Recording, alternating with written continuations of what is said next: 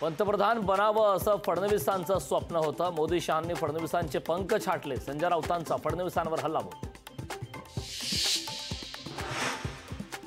प्रचार गीतातून जय भवानी शब्द काढणार नाही। अर्ध मोदी शहांवर कारवाई करा।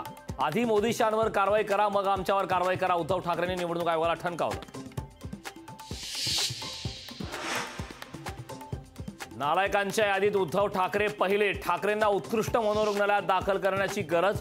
उद्धव ठाकरेंवर चंद्रशेखर बावनकुळेंचा पलटवार। रणजितसिंह मोहिते यांच्यावर भाजपचा अघोषित बहिष्कार। भाजपने रणजितसिंह मोहितेंना माढा मतदारसंघाच्या प्रचारापासून ठेवले दूर।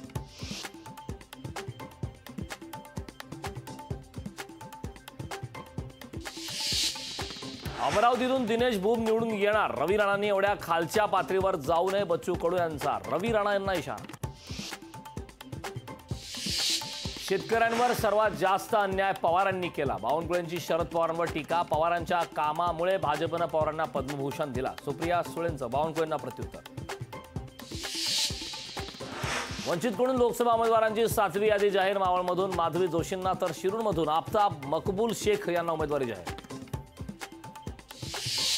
लोकसभेच्या पहिल्या टप्प्यातच कमी मतदान। 2019च्या तुलनेत मतटक्का घसरला। निवडणूक आयोगापुढे पुढील टप्प्यात टक्केवारी वाढवण्याचे आवाहन।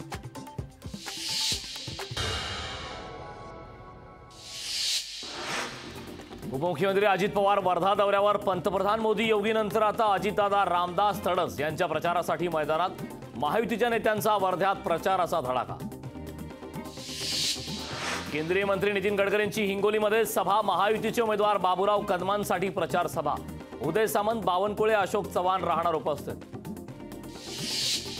महाराष्ट्रात लवकरच मोदी शहांच्या सभांचा धडाका। पंतप्रधान मोदींच्या 5 तर अमित शहांच्या 3 सभांचं आयोजन।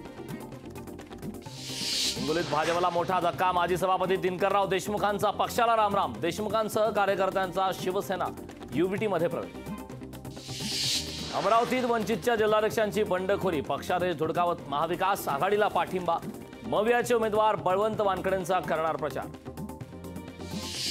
कुर्ल्यातील नागरिकांचा मतदानावर बहिष्कार। पाणी नाही तर मतदान नाही, नागरिकांचा इशारा। नागरिकांकडून परिसरात नो वॉटर नो वोटचे बॅनर। सकाळी 9च्या शाळेच्या निर्णयाला पालकांचा विरोध। वेळ गैरसोयीची आदेश पाळणार नाही, राज्यभरातील पालक आणि शाळा चालकांचा निर्धार। धाराशिव जिल्ह्याला अवकाळीचा तडाखा। फळबागांसह पॉली हाऊसचे प्रचंड नुकसान। पावसामुळे रस्त्यावर झाडे उन्मळून पडली।